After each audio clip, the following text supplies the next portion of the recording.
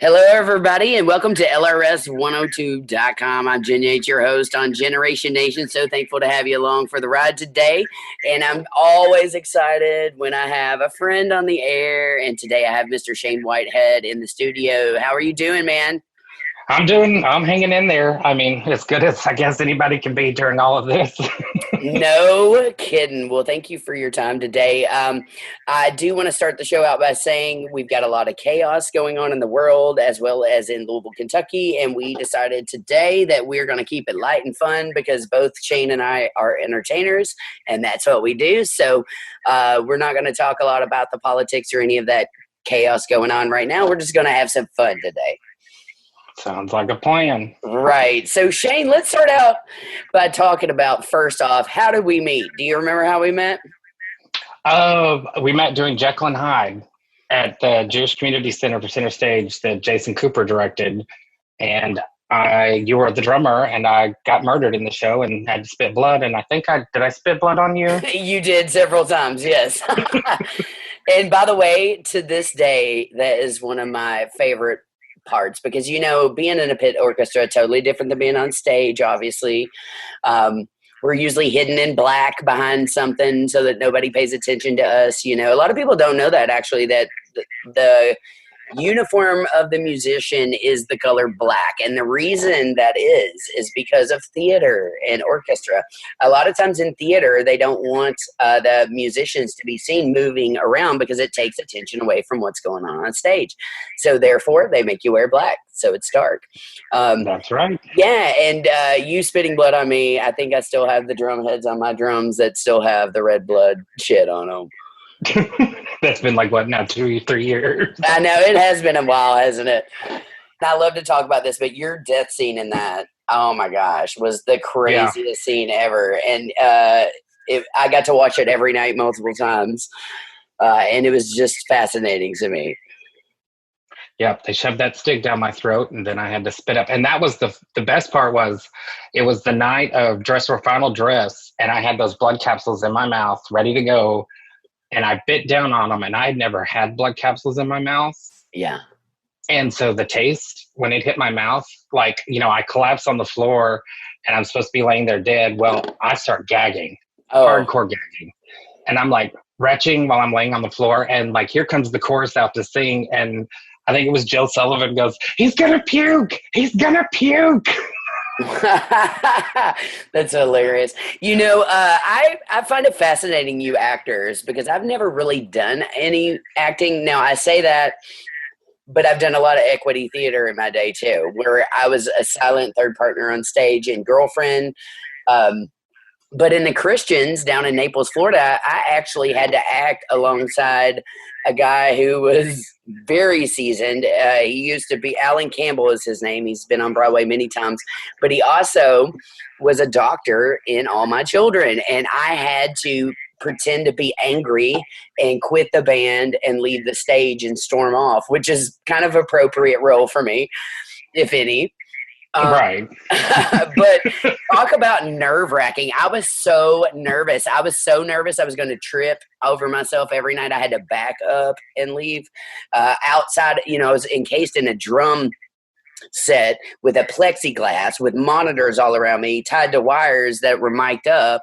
And, I had to back up out of that and get out of it and be angry at him. And it was just very intimidating to me because I'd never done anything quite like that. Well, it's interesting, you bring that up, because I think you'll see, there's a lot of shows, especially when they've reimagined an old show, that what normally would have been your considered orchestra, now they've put the bands, up on stage, front and present, and they're very much a part of the show all of a sudden. The Cabaret Revival, Chicago Revival. Yes. And then, Pandora did Hedwig, and basically Hedwig is a 2-person show, but the band is on stage there. So that whole band, and these were just musicians that we got that had to sit there and act and be freaked out when he loses it. And I'm it's I think that it's interesting that you're seeing a shift that, they're hey, these people are musicians and they're playing the music, but they're still part of the show. And so a lot of times you're seeing they become a lot more active in the show. Yes, and you know what? I remember Tommy, the band's on stage. Also, I did Best Little Whorehouse. The band was on stage during that. Rent, the band is obviously on stage behind Chicken Wire. And Yeah. I love a role. You know me, I love a stage, so I don't like to be hidden a whole lot. So I'm like, I love a role that has the band on the stage actually during the show. You know Yeah, what's and I mean, it's just cool that that's like, that's where we're progressing. Like you're seeing more and more and more of that, that the band is front and center. Yes. And you know what? Also, it's fun for me as a musician because when I watch shows that have pretend band members that are like actors who come in and try to play something, I can always tell. I can always tell that that's an actor hired to play the drum set and not an actual musician, hired Right, or guitar, or God forbid, a guitar player, or a piano player. That seems to be the MO. Like it's always like, oh, we're gonna make this actor pretend to play the guitar or pretend to play the piano, and I'm like, it's blatantly obvious to everyone watching that that person is not playing. Right. And, when I was out in LA doing Girlfriend out in Culver City, Janet Robin was my lead guitarist. She had studied under Randy Rhoads, who wrote Crazy Train and toured with Ozzy. And she had an amazing background, and she was being hired by Quentin Tarantino while we were doing Girlfriend to give Jennifer Jason Leigh guitar lessons for, I think it was the Hateful Eight, if I'm Hateful not. Eight, yeah. Yeah, which was really fascinating. And I was like, well, that's wild that the actors are hiring the musicians to teach them how to play things for their acting, during the movie. Why not Right. just hire a musician? Yeah, and I kind of want to lead into you do all kinds of really philanthropic things around the city of Louisville there as well as nationally and whatever. I see you traveling all over, and I love your philanthropic work, and that's one of the reasons I wanted to have you on. Not only is it June and Pride Month for the LGBTQAI plus community, but you have made this really cool little niche for yourself on social media where you do these shows and raise money for really good causes. Can you tell me a little bit about those and why you're doing those? Yeah, no. So let's see. I think we were maybe week 2 into quarantine, and it was, we Right. were trying to follow the rules and not go out. And so, you learned, like, I was like, I guess I'll drink at home. And, I'm a very social person. The weekend and going out to see my friends was my social aspect. Well, when quarantine hit, that stopped. And I am a very social person. Same. So I got drunk one night and was like, you know what? What the heck? Let's see what happens. So I went live on Facebook while I was sitting in my house drinking. And people were joining and like asking funny questions and stuff. And, we were just talking and we kept drinking. And, I think the first session went on for like 2 hours and it was just me rambling. And all of a sudden, after I ended that, it became like this cult following. Everybody was like, oh my God, when's the next one? When's the next one? When's the next one? And so we started doing that. And so I started doing them like Wednesday, Friday, Saturday. And then everybody kept saying, when are you going to do one in drag? When are you going to do one in drag? So I was like, you know what? I'll screw it. I'll just do a drag on one Friday night. One Friday night, I was like, I'll get in drag. I'm not going to perform or anything. I'm just going to sit here and drag and do the same stuff I have been doing and get drunk. Mm-hmm. So I think I watched that, if I'm not mistaken. I was like in the middle of it. And like, I think people kept saying, do a number. And I was like, I'm not doing a number. And so finally, I think Michael Drury actually joined and was watching. And I was like, okay, you want me to do a number, people? If you'll donate to Pandora Productions, which sidebar is the LGBTQ theater in Louisville, and they do shows strictly devoted to the LGBT community. Yeah, and I'm very active and stuff with them. And so I was like, hey, if you will hop over there to pandoraprod.org and donate, and I was like, I'll let 2 people that donated pick the song I'll do. So I was like, we're going to raise maybe $200. There was like maybe 15 people watching the show. Yeah. Well, within like 30 minutes, we had raised about $1,500. Yeah, I saw that, and that's one of the first times I really started paying attention to your live shows because I was like, wow, he's got some followers who are really donating some big big dough to like these Right. great I was actually like, organizations. I was floored. And so I was like, well, okay. So I think the first song I had to do was Shallow from A Star Is Born. And I was like, I've done Drag Off and On. And I was like, so I have to do Shallow, which has male vocals and female vocals. But I was like, you know what? The Wait, did lady you? that picked it donated $1,000. So Yeah, I so was you like, do I'll do whatever she whatever you want. wants. Right, exactly. By the way, did you do it split face, like half man, half woman, or what happened there? Because I did Oh not see no, that one. it was just me. Like, I don't even remember what I was wearing. I think I was in a pink and white polka dot dress and stuff. So I mean, I was already like fully dragged up, and Right. no, I was in my big gold dress. I was in a gold dress with like an blonde hair, and so I Hmm. was like, "There's no way I'm in the middle of the show. I can't wipe off half my makeup." And so I just went for it. And when the man part would come on, I'd sing with it, and when the female part would come on, I'd lip sync to it. Right. That's hilarious, Shane. I just love you. You crack me up. I've always loved working with you, and I thought that was a great idea. And since then, you've gone on to make it your mission almost to raise money for other organizations, which I found also. I just want to applaud you for that because Oh, well, it's thank just you. fascinating. Yeah. Well, and I was like, because everybody, I mean, I don't think nobody was prepared for what was coming. I Right. None mean, of us were. we weren't prepared. And so, Pandora, I was like, it's an arts organization and they have staff members and they had to cancel. They were in the middle of a show run and had to cancel their shows. So it's like, Wow. that's revenue that they lost that they depend on. And I was like, these arts organizations need money. Well, then, as we didn't know if quarantine was going to last 2 weeks, if it's going to last 2 years. So we're all just, playing it by ear. So the next thing, you start reading and you seeing on social media and everything is that, well, all these kids have been forced to go home from school. And so a lot of times those kids were that going into school was the only time they would get a hot meal a day. And so I was like, you know what? I was like, I'm going to challenge myself. I was like, Right. I did the one for Pandora. I was like, I'm going to do this next one for Blessings in a Backpack. Mm-hmm. Let's make this Friday thing kind of a fundraiser, and I'll do drag. And I was like, the first one I didn't even shave. I do remember that. I didn't even shave my beard.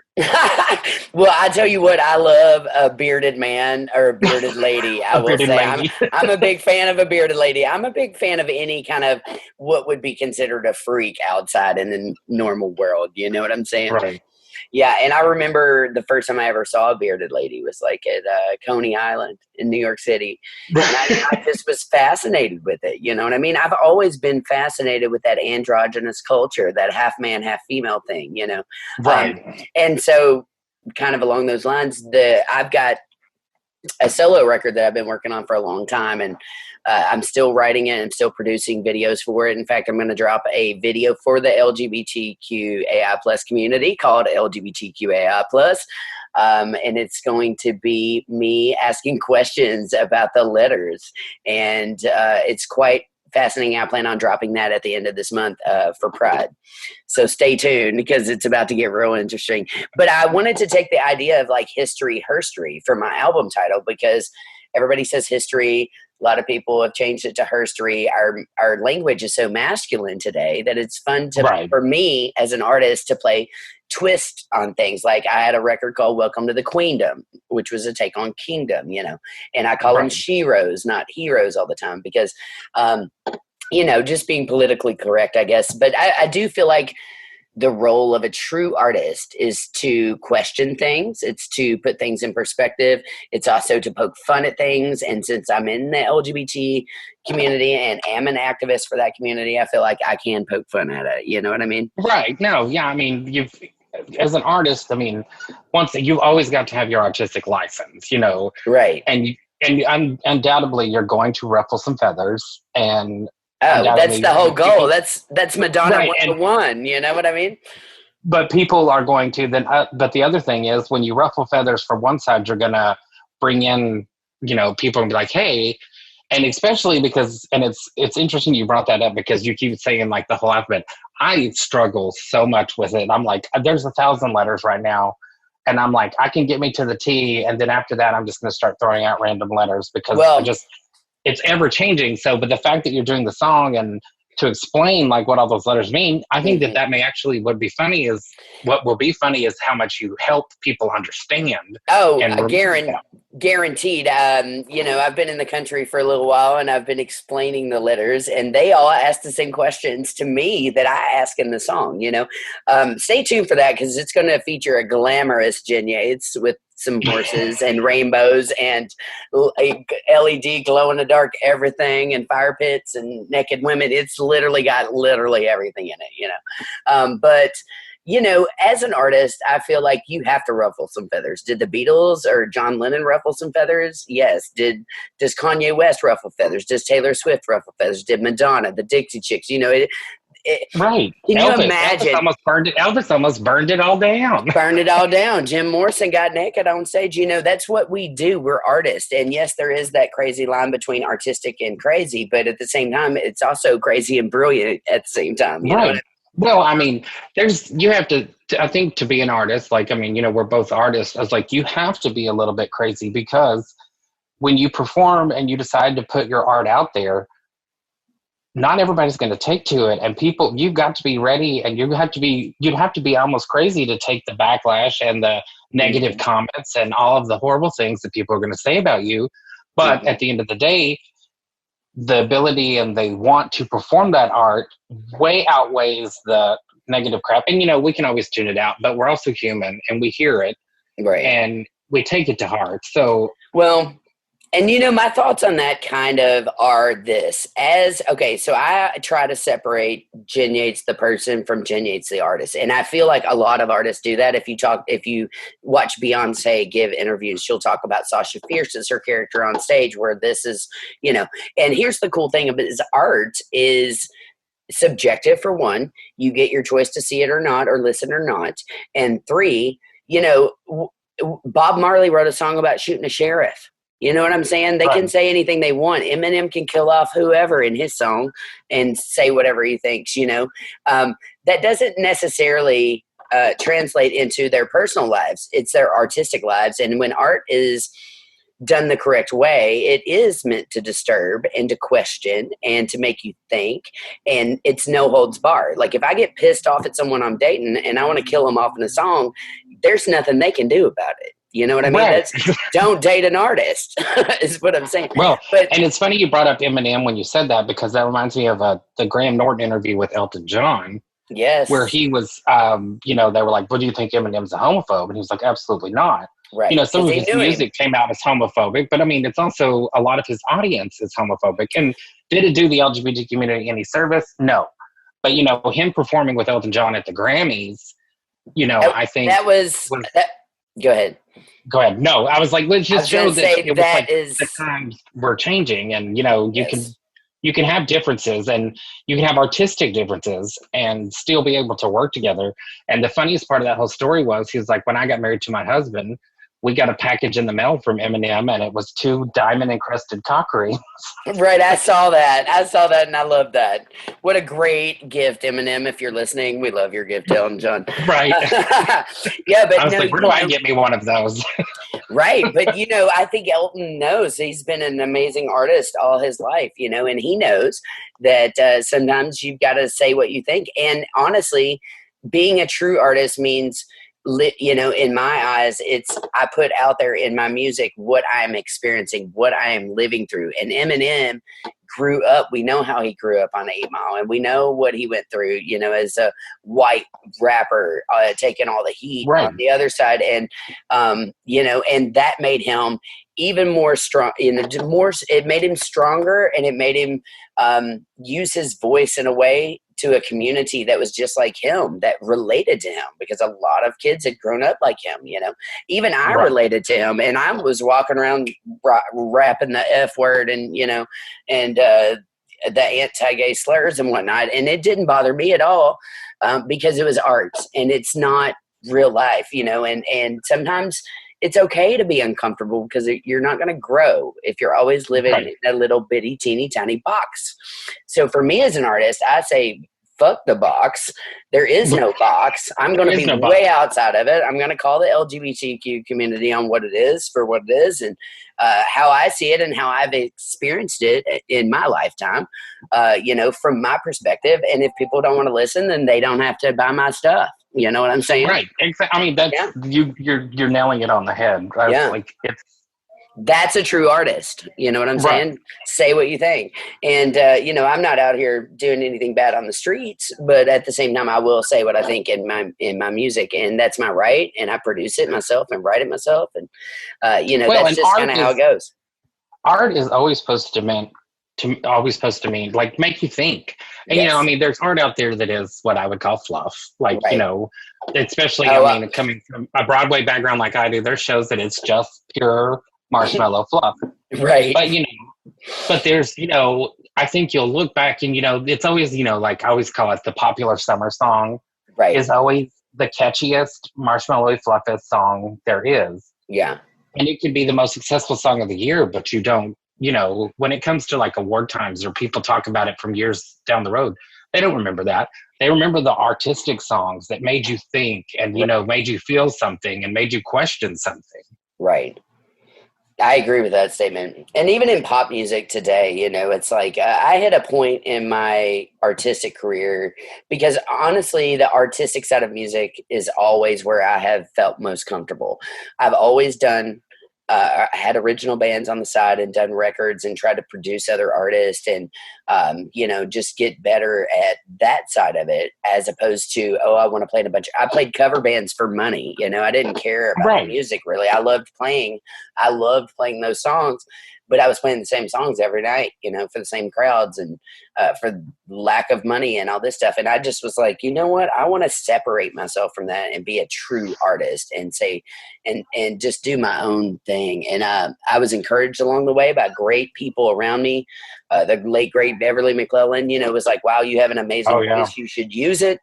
She highly encouraged me to write my own stuff, and she loved all of my solo work, and then even before her, an opera singer from Juilliard that I did a record with named Renee Jansky, who was very classically trained. We did a hip-hop electronic record. It was one of my first, and she had a beautiful voice, and she was a vocal teacher and a piano teacher, and she still is actually down in the Ozarks. But, she highly encouraged me to use my voice. She was like, you have such a great voice. And I'd been told that my whole life, and I'd worked in radio. You have a distinct voice. And that's what I think we miss a lot today in our songs, especially is I feel like a lot of times people all sound the same. They do. But you have such a distinct voice that it's like, I can hear them like that's Jyn. Well, I love that. I get called sir every day. Right. And I get called ma'am at the drive-thru or on the phone. Yeah, same. On the phone my whole life since I was a kid. It was always sir. In fact, I will never forget the story, Shane, and you will love this. When I was I think I was in first grade. I was riding the school bus back to my house with my sister. And when I was little, I looked like a little boy. My mom asked me how I wanted my hair done. For the first time, I said I want it like Annie Lennox. I want it shaved in red like she is in that video. And I was talking about sweet dreams are made of these. And my mom was like, no. I thought I was a boy when I was a kid. I was chasing girls, kissing them under the pool table when I was like 4. I didn't even know what anything was, So I definitely was born this way. And for a long time, I was, I got criticized when I was a kid and bullied around for it. But at the same time, it made me way stronger. But I was coming home from first grade and I'm on this bus and I'm about to get off at my house. And the bus driver turns to me and he's an older man and he goes, "What's your name, son?" Is what he said to me. And I said, "Jyn." And he just kind of looked real confused. And he was like, "All right, have a good day." And like, let me off.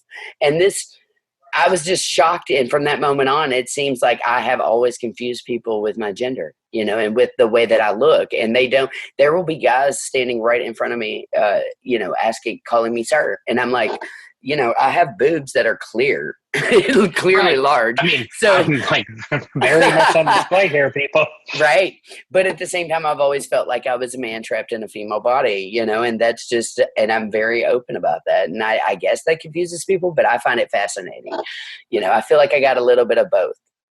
Yeah, I mean, and it's the best of both worlds. I mean, I typically have a very strong feminine side. I mean, I remember when I was like in kindergarten, they were like, "What do you want to be when you grow up?" I was like, "I want to have a pink house with a pink car. And everything had to be pink." And it was like, the gender norms back in the '80s. It was like, Right. "Oh well, little boys shouldn't be wearing pink," and I was like, "I don't care." I was like, I wanted like pink polos, pink socks. I was like, everything. I can see you in a pink polo and pink socks. I think I But actually have seen you in a pink I polo. was gonna say because it's like my uniform. If you don't see me in a polo and jeans or polo and shorts, something's probably wrong. Right. I feel you on that. I got all kinds of great questions for you, by the way, about theater, because theater is one of the most fascinating things to me as just a musician who loves musical theater and loves working in that department, and someone who's never really acted other than having to be forced. By the way, I meant to tell you, I happened to Google search and they gave me my own IMDb because of Girlfriend and the Christians, which cracked me up because I am not an actor at all. Right, but there you go. But you've made it big time now. Evidently, I've made it big time. I've made it up to IMDb, and somebody did that for me. I didn't even do it myself, which was kind of even more bizarre. Sometimes, have you ever Googled your own name, Shane? Oh God, oh God. Yes, and a lot of stuff that comes back is like an award I won in like college when I was a freshman. I Right. was like, oh, this is great. Well, I get like Japanese sites that have my music on it, and like, just that. What's it called? United Arab of Oh, Immigrants the or whatever. UAE, yeah. UAE, yeah, like will be my biggest, strongest supporter with all these like websites set up with my name on it. It's the weirdest stuff for sure, 100%. And I used to have the JYN down because I got Jyn Yates when the internet first came out. I actually dropped out of college to pursue. I dropped out of music school to pursue media because I got a job from Warner Brothers affiliate working in Louisville there, and that's what brought me there. And I was an audio video editor for a long time in my early 20s, and I just thought it was fascinating, that I don't know where I was going with that story. I just totally lost it. But That yeah, happens to me. That if you watch the No Shame with Shame, Gorgeous yeah, Greg, I'll like be in the middle of the story and I'll be like, y'all, I just forgot completely what I was talking I about. know it's called Welcome to Your 40s. I'm not 40 yet. I'm only 36, Well, but good. Hey, but good luck, because I'm telling you, it doesn't get any better. Your memory right. keeps I was like, getting worse and worse. It's crazy. it's all downhill from here. Yeah, but yeah. So anyway, it was just the theater stuff fascinates me, and I'm always curious about actors. Like, first off, how in the world do you memorize the lines that you memorize? What is your strategy for that? So it's repetition for me. Luckily, like I've always had like a super super strong memory. That's why like I did really well in school Hmm. because I could memorize stuff easy. So memorizing the lines has always been the easiest part of theater to me. Like Yeah. as like I can pick it up, read it a few times. I'm one of those people, and my friends hate it. Like we will go out like to the well before all this bullshit. We Right. go Of out to the course. Of movies. course. Right. We've gone to the movies, and then like for the next like 2 hours at the bar or something afterwards, I could basically spit back almost line for line the movie to them. And they were like, how do you remember all this stuff? And I was like, it's because I don't remember anything important. Right. I was like, I have met people at the bars probably 6 or 7 times. And every time I'm like, what's your name again? They're like, we've met. And I'm like, oh, shit. Yeah, same. I get people that come up to me all the time, especially in Louisville, and say, "Hey, Jen," and I'm like, "Oh my gosh, where did I meet them?" Like, I just don't remember. I don't retain. I never have. Now, but if I play a musical, I guarantee I'll remember almost everything about it, and the Right. music never goes away. It's fascinating, but random memories, random thoughts, just it gets scarier as you get older. I feel like. We'll have to start putting everybody's names to like music so we can remember. No kidding. If it's to music, I got you. You know what I mean? Right. Yeah.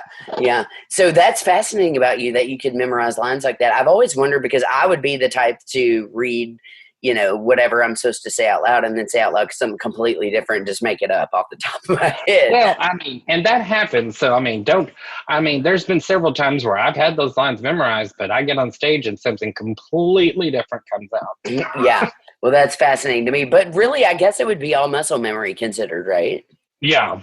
Yeah, drumming is the same thing. And in fact, I say that about every musical instrument. It's all about the muscle memory. And people say, "What is that?" And I'm like, well, the more your muscles do something, the more they memorize it, the more you can do it without thinking about it. And then boom, you're playing drums for 3 hours and you don't even know what you're doing. You're not even thinking about Right. it. Your body, your Well, muscles have memorized patterns. and that's theater, because if you think about it, 9 times out of 10, if you're doing theater, unless you're doing like a big dramatic monologue directly to the audience, you're doing something on stage at the same time. So like you'll remember like, oh, if I say this, I know my body's like, oh, you need to cross to the couch and pick up the tray. Right, right. Yeah, and let's talk about that too. What's the most well, let me ask you, and I think I've asked you this actually at a bar before, who knows, but what is your favorite role that you've played to date? To date, it's going to be a tie. I know that's a cop out, but it's totally a tie. What's the top? Playing Edna in Hairspray at the Jewish Community Center was a blast. I absolutely loved playing Edna. It was a big musical role, and a big dancing role, kind of. And I was like, I had more fun doing that show. It was hotter than hell in the JCC, but it was still one of the greatest. And then the other one was playing Brother Boy in Sordid Lives for Pandora. I knew you were going to say both of those. I knew it. And I remember kind of having this conversation because Sordid Lives has always been my favorite TV series. Now, they only did one season, but I was okay with the movie. But when I saw the TV series, I was all about it. And of course, I'm a big Dale Shores fan because he's a big writer in the LGBTQ community. Right. But And in fact, when they filmed the series, they filmed most of the series in Shreveport, Louisiana, when I was living in Shreveport, Louisiana. really interesting. A girlfriend of mine down here was Leslie Jordan's butt double. Are you serious? His butt Yes. double. When he was like splayed out in the grass with the sprinklers going, that is her laying face down in the grass. Oh, now I'm going to go back and watch. You know, for many years after that series came out, and I actually just had the problem recently, so if you know anything about it, you can educate us. But I tell people all the time about that series because other than Ab Fab, Sordid Lives is they're at the top 2 for my all-time favorite TV series. And with Sordid Lives, it was just a fascinating thing to see Leslie Jordan. It's kind of ironic that he's getting so much like attention right now. Right. And thank God for him because he makes me laugh to no end. But you know, I just remember trying to tell people about the TV series, and then they will go try to find it, and it's still almost unfindable. Like I don't even know where it's. I mean, I don't know if you can buy it on DVD or anything. I don't think you can. I was like, it's hard to find, and then you thought it would have become easier to find when they came out with the sequel, the Sordid Wedding. Right. Which, shameless plug, if theater is up and running soon, and then Pandora's next season is doing Sordid Wedding, and so I'll be reprising my role as Brother Boy. Well, I love that. Brother Boy is one of my favorite characters, and people listening in, hopefully to God, they know what we're talking about, but if they don't. And I was like, and a lot of people don't get it, a lot of the humor in it, I think, if you don't live in the South. So, like, Dale Shores, like, a lot of the cities he referenced are small towns in Texas. Right. And I was like, close to where I grew up. And so he's been like, you know, they're going to Winters. And I was like, well, my great grandmother's from Winters. Right. Weird. And I was like, there's so many things, like, and there's so many little nuances in that show. Like, the biggest one that always sticks out is when somebody comes over and there's all the food on the table, because when, you know, in the South, when somebody dies, food starts showing up your house in truckloads. Right. And they always put their name on the bottom of the dish with masking tape so you know who to return the dish to. Well, I mean, I can remember growing up, and like, that was the first thing you did before you put food on your plate was you picked up the dish to see who made it, because even though somebody was nice enough to bring you food, that didn't mean you were going to eat it, because they could have had a dirty house. Right, of course, yeah. I think anybody who comes from the South can kind of relate, and maybe that's why I love it so much is because I am from a very small town, you know, growing up under 3,600 people in the middle of nowhere, being as weird as I was and as gay as I was, you know. That's a big city compared to where I was. I was like, I graduated high school with 50 people. Well, I was 60-something, so I was close. But Adair County, obviously very famously known for their marching band, represent Adair County marching band. They're still winning state championships to this day. And, you know, where I come from, one thing that I do love is that more so than sports, music was like the thing. And if your parents were in the marching band, then they wanted you in the marching band and your kids in the marching band. And that's just, it was a tradition, you know.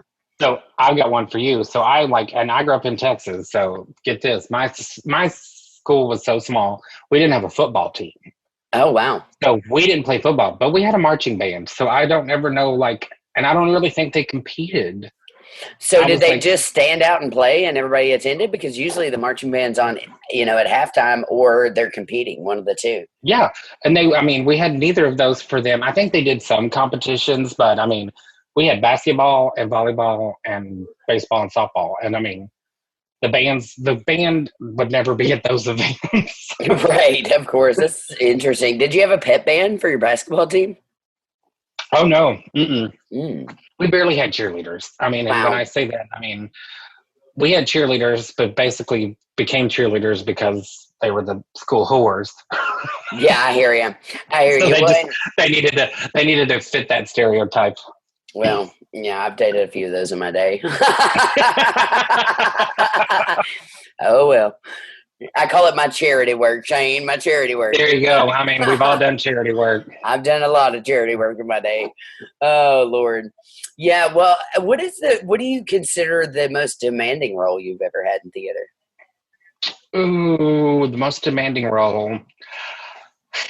Edna was pretty demanding, having to dance, Really? and I was having to dance in high heels, Oh. and and these huge, huge, huge boobs because Edna's supposed to be a big gal, so it threw off my complete center of balance. Just like when you So were the queen. right, so I have I'm used to having a center of balance and can move that way, but now I have a whole new center of balance, and then they're like, okay, now we're going to do a tap dance number, and I'm like, excuse me. Right. Yeah. And it's also going to be 100 degrees in the theater. Right. That one was pretty big. And emotionally demanding was probably the Laramie Project. I did that Oh. in college in Dallas, and it's a long show. It's a very important show. But and you've been around theater. A lot of times you finish rehearsals, everybody wants to hang out, or you finish a show, everybody wants to go have a drink. Right. I remember doing that show. After rehearsals, after the show, we would all basically just kind of walk quietly to our cars and go home. Wow. Because it I've was never. so depressing. Yeah, I tell you what, one of the ones I early on that I was asked to do, and I was just a part of, again, just playing the music, but it was the Vagina Monologues I did for like 3 years at the University of Louisville for a director there. And they obviously had no drums in that, but what she did was kind of brilliant. She took artistic liberties, and in between the monologues, they would have like a spotlight on me in really darkness, and I would play a drum solo, and I was kind of like the interlude between the monologues, which was really fascinating. And then I remember that one taking a really hard toll on me because I was just like, wow, it was the first time, the first time especially that I had heard those monologues, and it was really just wowing to me, Right. written by Eve Ensler, the famous feminist, and man, hearing and you'd have women's a funny stories. one, you're like, oh, this isn't so bad, and then you get into those heavy ones, especially the rape ones, and you're just like, oh yeah, you carry that stuff with you, and if you have to hear it every night, it night starts to take an emotional toll on you. My role in Laramie Project was I was the hospital CEO that had to do the press conference to tell everybody that he had died, that Matthew Shepard had died. Yeah.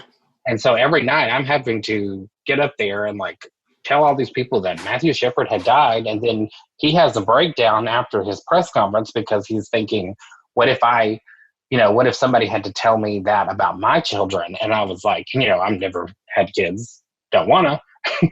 But, right. Just having to carry that emotion with you every night, it's like, oh my gosh. And, a lot of people are like, you have to leave it at the door. But especially being part of with you in the Vagina Monologues, you're being a female, and me doing Laramie Project being LGBT, right. You can't leave everything at the door. You're going to carry some of that with you the entire time. Right, exactly. Yeah, and I would think as an actor that would be incredibly hard because you're actually physically pretending to be in the role of that character, Right. And I would think you would definitely carry some of that along with you afterwards. It's almost like PTSD times two, you know what I mean? Right. In a weird way. Yeah. Yeah, because I'm diagnosed PTSD. I totally get that. And there have been some very uncomfortable moments for me in theater. And thank goodness I've never taken anything like a Wild Party or, something like that. But I'm very picky about the roles that I like to take, not roles, but musician, like the Right. Yeah. musicals that I take. I'm very picky about those. And I feel like at this point in my career, I don't really need a lot of those anymore because I've pretty much filled my resume up with them. And I've proven, did I ever tell you the reason I got into theater, Shane? No, but if you tell me yours, I'll tell you the reason I got into drag. Okay, I would love that. Do you want to go first or do you want me? No, you knock yourself out. The reason I got into therapy, or the reason I got into theater, was for two reasons. One was because of my therapist. My therapist told me that I had PTSD and I had complete issues with staying present in the moment, which is a result of a lot of PTSD. And she said, how about you take musicals? And I thought, well, I've never taken a musical. And she goes, because you're going to have to read a score and you're going to have to stay present for probably like 2 hours straight. And I was like, well, that's interesting. Well, I'd always loved musicals. I'd seen Rent on Broadway when I was a kid in high school in the 90s when it came out. And, and I was a big fan of a lot of different things. I'd seen Phantom of the Opera, and all this stuff on Broadway. And I thought, well, that's cool. Maybe I'll take something I like. And then literally right after that, Angie Hopperton called and offered me the drama role for Rent at JCC. And I was like, you know what? I'm going to take this and see if I can do it. Because reading a score to me at the time, I'd been teaching for a long time. I read pretty fluently, but I was still a little nerve-wracking my first one, So I thought I'll take a rock and roll one because rock and roll is kind of my thing, and that's easier for me. And I'll never forget the first time I started playing Rent. John Lefford came through and was like, that's going to be way loud. You know what I mean? Oh, Lord. So yeah. I immediately got my, got my chops down for theater. And that one, of course, Rent is mostly acoustic drums, but it's also electronic drums, which led to my love of electronics. I'd loved electronic music since I was, young and loved dance stuff and whatnot, and studied Phil Collins' work with electronics. And that one, if you're going to play Rent and you're going to be the drummer, you have to know about electronics because some of those are actual tracks. And we tried to recreate some of those, but there's also a mix of like acoustic drums and electronic drums. So you have to kind of know both. And usually drum set players today, they know both, but back then they didn't really know, but it was one or the other. One or the other. Right. Yeah. So I thought, oh, this will help me. And so I bought, electronics and really got to start studying them then. But yeah, that was fascinating. And then that started kind of my love for doing it. I was much later on. I was in my 30s by the time I took one, So, but I also, for the second reason I took it was because I'd been labeled a rock drummer in the press there in Louisville. And, and they kept all the critiques that I would read for bands and stuff that I was in or records, would always label me as a rock drummer. And it kind of frustrated me because I had grown up playing jazz. I had grew up in a country gospel background with a lot of bluegrass players. Right. And in school I was playing jazz. So it was like, I wanted to prove, even though I was a rock and roller at heart, I wanted to prove that I was much more than just a basic rock drummer and could take on theaters and orchestra roles and, and musicals, all this cool stuff. So that's the two reasons I took, or actually got into musical theater. So now you tell me your story about how you got into drag. All right. So I had done drag like for Halloween, as a joke. I mean, not as a joke. It was fun. Or I did like a fundraiser in Treatboard was like, oh, it was a turnabout at a bar. So we dressed up in drag. So then I moved to Louisville and I kept trying to get into the theater community. And it was back a lot when they would do just season auditions. So I missed them for the first year. And I was like, it is so hard to get into the theater community here. So I started, I think Play was just opening and they were having like auditioning a cast for Sunday Night Amateurs. And I was like, you know what? I'm not used to it. I can maybe wing it. But, I just had such the urge and desire to entertain that I was like, I went out and, I did it. And I luckily made the cast for the Sunday nights, which back then they would be all of 10 people there on a Sunday night. So we weren't seeing a lot of tips, but, it helped me people would teach me makeup and teach me wigs. And they always tell me like, oh, you like to dress like a mama. And I was like, you need to be and do top 40. And I was like, and I think from that gave me my footing. And now I've grown to where I was like, I like to be funny when I do drag. I don't want to try to be serious. I don't want to be the glamour gal or anything. I was like, I want to be funny and do campy stuff. And I like the look of a 1950s housewife or mama going to church. And so that's helped me develop my style and everything. But yeah, if it wasn't for being so hard to get into theater, I wouldn't have learned all my drag stuff. Wow, interesting. I love that. Very cool. What? Hey, by the way, which organization are you raising money for next? All right. So I have my schedule up in front of me. So Yes. I have 3 more on the book. So we just did for the ASPCA and we made $1,200. Wow, So congratulations. right. So we're almost with that $1,200. I'm right at $8,000 after 5 shows. Wow, that's amazing, Shane. I'm so proud of you for that. It's so Oh, well, great. thank you. I just say this real quick. I love to call the gay community for what it is. I love my gays, but at the same time, I will also call them out if I think it's some fake bullshit. You know what I'm saying? Right. And you are definitely one of the best in the community that I've met. I mean, you just do great things for the community. You're always so cool when I meet you. I always just love spending time with you. So I really appreciate what you're doing for the community, especially at a time like we're in right now. Right. Well, thank you. That means a lot. So continue on. What else do you got coming So up? June 5th, I decided to pick a very personal charity because I've had a lot of friends going through, in the last 2 weeks alone, I've had probably 6 or 7 friends that have had a friend of theirs commit suicide. Oh, wow. And, I was like, because everything's a little stressful right now and, people don't know how they're going to pay bills. So I've decided that we've been theming the shows recently for Friday nights. That doesn't mean you have to stay in the theme. It's a loose guideline. But so June 5th at 9 p.m. Eastern Standard Time will be You'll Never Walk Alone, Broadway for the Trevor Project, which the Trevor Project is the suicide line for LGBTQ teens and everybody else. So that's where I'm trying to focus, raise some suicide awareness because I think a lot of people are at the end of their ropes and don't know what to do. Then Yes. June 12th, the next Friday at 9 p.m. Eastern, will be my favorite charity ever, and I love to raise money for them. So we're doing Let It Go Disney for St. Jude's because I think there's no better charity in the world than St. Jude's because I just absolutely love everything they do. I love St. Jude as well. We applaud them. And all their money, it's like they're one of the few charities that every dollar really makes a difference. Right. And then the last one I have scheduled is June 26th, I Will Survive Disco Night for Meals on Wheels because I've raised meals for kids. We did the food pantry, we did Dare to Care and raised over $2,000 for them.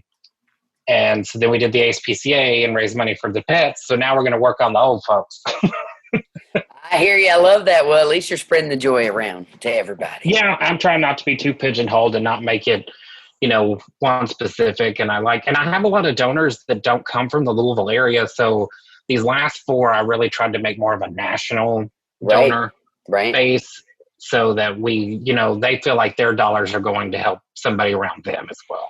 Yeah, I do want to ask you, though, about the copyright infringement stuff, because you were actually one that was targeted for that. And I kept seeing it come across my timeline, copyright infringement. And, of course, me being a member of BMI, and being a songwriter myself who makes money off of royalties, and things like that, I usually always side with the musician on that. So I was curious because we were having this conversation earlier a little bit about, when you're doing drag, you're a lot of times lip syncing. Now, not all the time because I have seen plenty of drag queens in my day. In fact, I've got one from my hometown, Shantae, that used to actually sing at the Connection and whatnot. But yeah, we actually went to church choir, sang in church choir together. Can you believe that? And now look at you. I know, and now look at us both, right?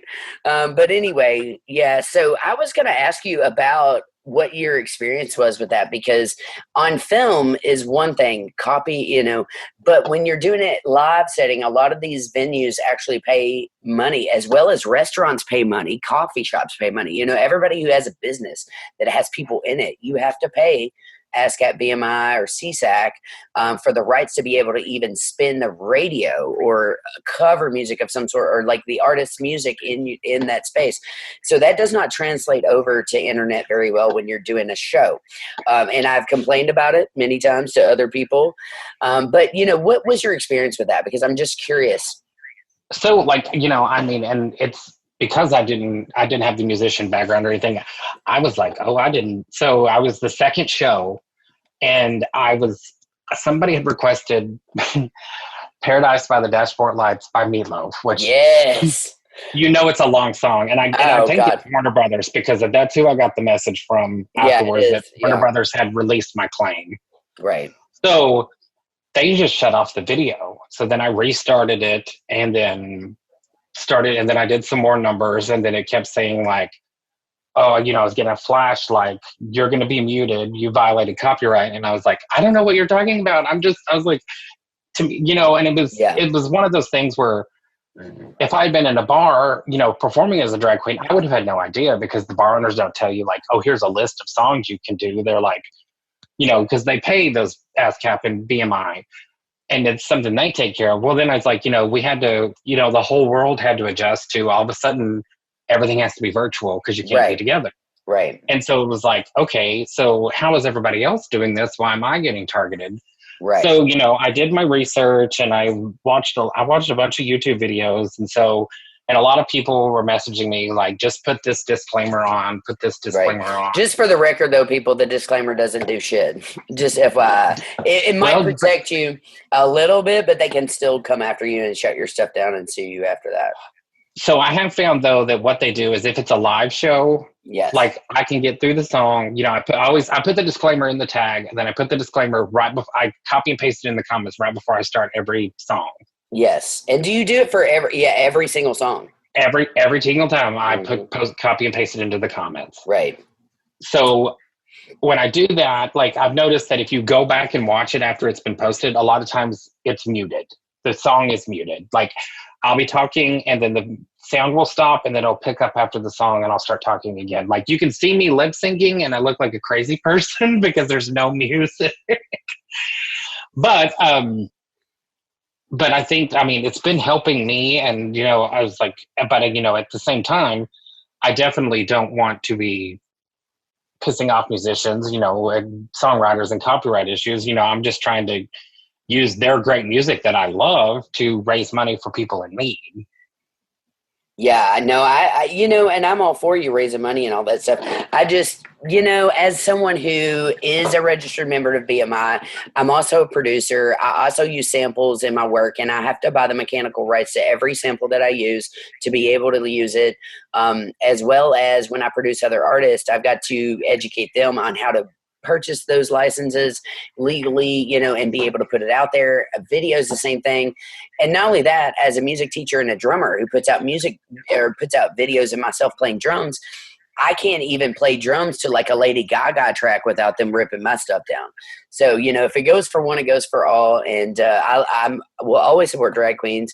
But at the same time, if you're not actually singing, you know what I'm saying, and you're using someone else's track from like a whoever it be, you are liable for that if they see it. And if, let's say, you're using, now I don't think Lady Gaga would actually do it, but if you're using a Lady Gaga track and then she sees that and does not like it, her people can sue your ass, and BMI can sue you, and you're talking about millions of dollars. It's crazy because I kept seeing it come across my timelines. I've got people from all over the world on my social media. And it wasn't just from you. I've seen it coming from other people. I think it was because everybody went so virtual so fast. Yeah, and then they started tagging everything. And, even Shane, when I do this radio show, when I archive this radio show, if I spin music in between the breaks, I have to cut that out when I put it on the YouTube, because if not, I get flagged for copyright infringement right away. So the copyright infringement is a real thing. But I do think people need to realize that there's a good reason for that. If you're sitting there and you're writing, and none of the money I'm raising, like, I could see if they were like, oh, even if it was, I'll send you the money and you can donate it. None of the money that I have raised has come through my bank account, anything. It's never touched my hands. Yes, and So I was like, it goes I know that for a fact. directly to those people, and that's where I'm like, and as you as a musician, is it worth it? Maybe they need to look at the rules and be like, but then again, where do you draw the line? Because I could be raising money for the Jyn Yates needs a new Mhm. drum kit fund. Right, exactly. Or yourself. I've seen a lot of these drag queens just raising money for themselves, and that's all fine and dandy. But let's have a greater cause with what's all going on right now. There is a reason, and hey, musicians are doing it too. Musicians going to line and beg for money. I get that. I'm not going to be one of those people because I am blessed, and I feel that even if I was broke, I still would not get online and beg for money. That's just who I am Right. as a person, and that's my personal choice. But I can't in my soul get on there and be like, hey, I'm Jyn Yates, I'm drumming, and hey, here's my PayPal, send me money. I just don't want to take money from people like that. And not only that, but when I put out my music, I always put out my solo stuff for free, almost always. I might put up a link, but if you put in $0 in it, I guarantee you're going to get that track for free. I usually always do. If you want to donate, you can, but you don't have to. And here it is for free. Right. And like I'm blessed. Like, work has not stopped for me during all of this. Same. Yeah. Now I have to admit that if the rubber hit the road and, I was like, I'm fixing to default on my mortgage and my car payment and I can't eat.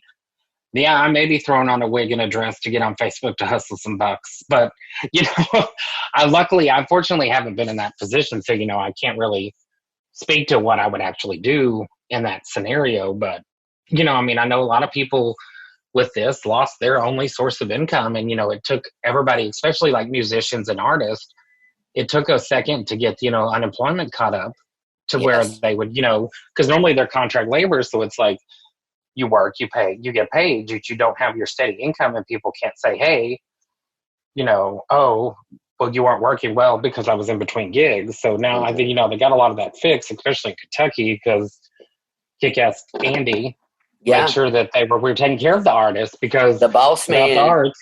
Without arts, I mean, no wants kidding. to sit around doing math and writing. Yeah, I have to say this about Andy. I really love him. He's taking a lot of heat right now, and rightfully so. But at the same time, I do believe he is a good-hearted person, and I do believe that he will always do the right thing when given the opportunity. And I feel for him because, he went into politics and then got elected governor. Thank God we got Bevan out. But at the same time, he inherited COVID-19, and then he's got people, hanging, lynching stuff on his front door with his kids there. And then all of a sudden he's got riots going on all over the cities, and he's calling in the National Guard. It's like, I don't think he was expecting any of that to happen when he was running for office. It's like all of a sudden you're thrust in. And, one of the things that I have admired about him, and I mean, I can't imagine being in politics because you're never going to make everybody happy. Right, of course. My theory is if you're in politics, it's a divisive machine, and there's not many, maybe a small 10% that are in it for the right reasons. You never see a broke politician, and there's a reason. Well, completely. But, I had to admire him with and I know he said it several times. It's like, it's not a Democrat or Republican thing. It's a human thing. I think that especially his administration and his governance ship, I guess that's how you say it. I don't know. I'm probably making up words. Yeah. It's okay. Creative minds. I think that it shows that some people do care and put politics aside to compromise for the greater good. And I think that that's something that's been a shining beacon during all of this, is having such a strong, smart, reasonable governor, and Kentucky being the shining star in the United States for how to handle COVID, when usually we're the butt of everyone's jokes, has been great for the whole state. Yes, I agree. Yeah. And you know what? They're giving us major props on the COVID handling. We are one of two states that are out of the 50 states, we're the top two for how it's been handled and our numbers. Yeah. So kudos to Mr. Bashir for that. We really appreciate definitely. That as Americans and as Kentuckians. Thank goodness we got him in at the right time. That is the reason why voting is so important. Very, very important to make sure everybody registers to vote. Yes. Well, Shane, I love all the philanthropic stuff that you're doing. I was trying to think if there's any other questions I have for you. Let's play a game. You ready for it? I'm ready for it. I'm gonna turn the tables on you and let you interview me. What 2 or 3 questions would you want to ask me? Anything? All right, I got some good ones. I love If you this. weren't, if you weren't an art like a drummer or musician, what would you be? Oh man. You know what? I would be doing one of 2 things. Well, I'm going to say one of 2 things because I'm going to go with what I would have went with as a child. When I was a kid, I wanted to cut precious gems, which is called a lapidary, and I've always been obsessed with rocks and gems like rubies and sapphires and diamonds, and just was always fascinating by the cuts of those things, which they call unpolished or polished. Mm-hmm. And I always thought that would be a really fascinating job. I love detail as a Virgo. Obviously, I love detail. I'm very attention to detail. So I would either be doing that, or I think I would be working in the parks system because I know that's 2 very bizarre things. Well, not really. You're outside. You're outside playing with rocks. You're Well, yeah. rocks. Well, exactly. Well, but maybe being part of our environmental protection, within our government, maybe a parks person. I've always loved the recreational side of being outdoors and the lakes. Obviously, I grew up in between Lake Cumberland and Green River, so I've always been really passionate about taking care of Mother Earth and recycling and environment and all that good stuff. So, I probably would have something to do with Fish and Wildlife Department, Environmental Department on that end, or I would be cutting precious gems. Wow. I was like, the precious gem, I was like, that is the most specific answer to that question I've ever heard. I told you, attention to detail. I would cut precious gems. I'm like, well, there's a career for everyone. Yeah, I would be cutting wedding rings for my girlfriend. There you go. All those girlfriends. All those girls, right? I was like, at 42, I think I'm gonna just Hugh Hefner it right on out. You know what I mean? Right. I mean, at that point, well, who cares? Right. Exactly. I'm kind of at that point anyway. I haven't been looking for the past couple years because I'm kind of over the dating scene, especially in Louisville, Kentucky. Let me just put that out there. I hear you. I hear you. You're preaching to the choir on that one. Yeah, and I'll call a fake a fake. I don't like to see my gay community people not walking the walk if they're going to talk the talk, I should say. Right. Yeah. If everybody would be nice, like that's one of my biggest gripes. I know we said we weren't going to be political and keep it light. No, that's okay. We can get a little political. The gay community, we are a minority. We're an oppressed group. But if we would quit fighting within ourselves and treating each other like shit, then I tell you what, get some progress. I was like, it's like gay guys don't like lesbians. Lesbians don't like the gay guys. Oh, lesbians don't even like themselves. What are you talking about? They don't even like each other. Well, I mean, and then you've got if you're slightly overweight, then this group of gay guys isn't going to like you. Oh, well, that lesbian who I dated isn't going to like me because she kept calling me fat. You know what I'm saying? I'm like, bitch, I lost 100 pounds. You didn't even know me then, Just, I don't know. I feel you on that. As much as I love the gay community in Louisville, Kentucky, I also hate the gay community in Louisville, Kentucky sometimes. Well, I'm just like you. I've lived in Dallas. I lived in Shreveport. Yeah. It's not necessarily a Louisville. It's a gay community everywhere thing. Yes, I agree. Everywhere. We're our own worst enemy half the time. Yes, and I can't tell you how many times I've walked into play and people ghost me, or when I was like, I didn't do anything to them. It's just they just wanted to be an ass, Well, and the gays, the LGBT community. I've said it a 1,000 different ways on this radio show. It's like I don't think I've said it right once, but a lot of times everybody goes in with the premise that there's always something better. So everybody goes out looking, they go out with their significant other or on a date. They're always looking at the door for something better. And I was like, nobody's just happy with what they have. Right. I think I've dated a few of those. Yeah. And not only that, but I'm just going to call a spade a spade. The gay community in Louisville, Kentucky needs to get their drug problem under control and their alcohol problem under control. Well, I can't help there because I'm a weekend warrior. I know you are, but at the same time, there is a very rampant drug problem going on. I've seen it with my own eyes for many years. I've seen it at every venue I've been at. And, and yes, I was a part of that scene for a long time, but I am no longer, and happily so. I just, and like you said, it's not just Louisville, it's all over, because I've seen it in Florida, I've seen it in New York, I've seen it in LA, I've seen it all over. And I think a lot of that is, and because of the way, we spent so long not feeling comfortable in our skin, and now, some of us are out and comfortable, but we're still not accepted. So we use drugs and alcohol as an escape. Right. And then they don't accept others a lot of times, you know, others that are fighting, I said this all the time. I've had breakups over the past, and I always try to remind them, we're on the same team. We're fighting for the same rights. You have to look at the bigger picture. It's not just about us here on a local level. It's about nationally, and worldwide. And it's a bigger thing. And, I would be doing my sisters and brothers a disservice who fought for my rights, and my ancestors who fought for the right for pride and the Stonewall riots and all that, if I was, not stepping it up and using my platform for the greater of good. Right. Yes, and that's the way, thing is, if everybody has the power to do good. It's just depending on how you use your influence and your voice. Yeah, that's my whole thing, and that's what a lot of this has started. My fundraising is. Yes, apparently I had a bigger voice than I thought I did, so I was like, well, hell, I'm going to use it. Right. Yeah. And I love it when people find their voice and they use it for the greater good. Shane, I was raised in a household with a mom who worked in circuit court systems, and I was basically raised in the judge's chambers as a kid. And my mom always wanted me to be a lawyer, in circuit court, in case people aren't listening or they don't know, not aren't listening, but in case they don't know, is, rape trials and murder trials and big drug trials and major things.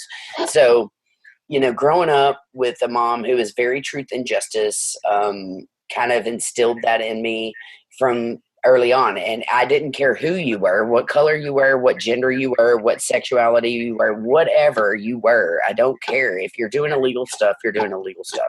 Now, there are times when you should, you have to do possibly illegal things to for the greater good, basically. If you see people being obviously, yes, break the law, whatever. But I felt like I take a lot of heat for that, because I really don't care if you're gay or straight or black or white or whatever. If I see injustice, I call it like it is. Exactly. Yeah, and I believe that a lot of people should be that way. I think Jesus would have been that way to these Christians. I've studied Christianity most of my life too, and I just believe he would do the right thing when called to do the right thing. I don't know how we got off on that. Right, I don't either. I was like, we took a hard turn. I know. I meant Jesus Christ Superstar. That's what I meant. Right, there we go. Yeah. Right. Shane, before we finish up, is there any role that you really want to do? Is there any bucket list roles? Well, I mean, I seem to always have a niche of where men playing women. So, I know Mrs. Doubtfire was going to Broadway. That would be fun to see. You need Lacage playing the Nathan Lane role and Lacage. Any kind of roles like that I always enjoy. And that's it seems to be my niche that I really enjoy and I'm kind of good at. So, do you remember a man in a dress? Do you remember John Candy and Midnight? Was it Honeymoon? Oh, Haunted Honeymoon? I mean, I love John Candy movies, but I cannot remember. Well, I'm going to tell you right now that Haunted Honeymoon is Gene Wilder and his wife, Gilda, and John Candy plays double characters where he's a female in one of them. And it used to crack me up to see John Candy in drag. Oh, he did drag in a lot of movies. He did drag in Nothing But Trouble and Who is Harry Crumb? Oh, Nothing But Trouble. I love that movie. What a great Tupac Demi was Moore in and Chevy Chase. No. Yeah, and Tupac and Humpty from the Humpty Dance is in that too, from Digital Underground. Yes, they get arrested. Yes, I love that movie. What a flashback. And there's aliens and like a mad fun house and all kinds of weird. Right. It's crazy. I love that movie. What a classic, man. Well, that's cool. I've got a few bucket listers for musicals. I probably won't do many musicals anymore unless They're the ones that I really, really want. And the ones that I really, really want, I would probably do for free. We're not going to put that out there. There But we we just go. did. Right. But Hedwig being one of them, I've auditioned for Hedwig once and I lost the role at Actors Theater, but to a great drummer, Jeff McAllister, who toured with Hank Jr. and Leonard Skinner. But yeah, I want Hedwig really bad. I definitely want to do a Vita. I've never done a Vita, but the drums in that are pretty awesome. Yeah. Jesus Christ Superstar I've never done, which I really love. And there's a few here and there like Kinky Boots. I think I would love to try Hamilton, for the electronic Hamilton. drum Usually, rolls. Miss Saigon's got a lot of drums in it. Oh yeah, exactly. So, but most of the classics, I feel like, I could pass on some of those. Yeah. Yeah. Oh my God. Uh-huh. Amazon, stop. Yes. Thing just started. Yay, no Now you're gonna worries. Now you're going to get BMI'd. I know. Yeah, thanks, Shane. No, actually, we bypass FCC regulations here, so I think we're good.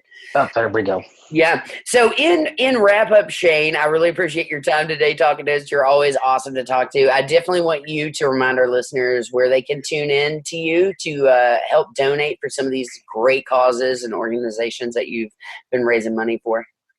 So I go live on Facebook Live every night, every Friday night at 9 p.m. I think I may need to just set up a page and do it that way so that people that aren't on my friends list can join and watch. So be looking for No Shame with Shane, Shane. And that would be the best way to listen to me. And I'll get that all set up so that people can watch that aren't necessarily on my friend page. But I know a lot of people share it to their pages and stuff. But I'll just be out and about on the Facebook. I found that's the easiest platform to use. Yeah, I hear you. Well, I'm on all of the platforms, and it's crazy on all. I try to update all of them, separately and all that good stuff because they say that's good for you. But social media is such an interesting social experiment, isn't it? Sometimes it's our own worst enemy. Oh, 100%, yes. But if you want to check out Shane, if you want to donate to some of these amazing causes that he's doing, by the way, I meant to give you kudos on the suicide one. That's also something very close to my heart. I've had a lot of friends die of suicide. I've tried to commit suicide myself when I was younger. Right. It's a major topic in the LGBTQ community, and obviously June is Pride Month, which 51st anniversary of the Stonewall riots. If you don't know anything about the Stonewall riots, you need to go do your history, young LGBT generation. Right. Remember, it was Black trans women that started that movement. So Black trans women who picked up a brick. Yep. And I tell you what, if you've never been to New York City to visit Stonewall, I've done that many times, and it's always a really fascinating thing to see. And obviously, we can't do that right at this moment, but I do have faith that things will open back up eventually, and travel will be back to normal after the COVID and after all the other stuff that we're dealing with as human beings. But yeah, if you get the chance, I highly recommend you going to New York City and visiting Stonewall and Christopher Street and learning your LGBTQ history because we're still fighting for certain rights, and rights are still being taken away from us too. So keep fighting the good fight, Shane. Keep raising money. Thank you. You too. Awareness, everything else you're doing. I always will tune in and be a big fan. Likewise. All right. Well, I will talk to you soon, Shane. I appreciate it. All right. Thank you.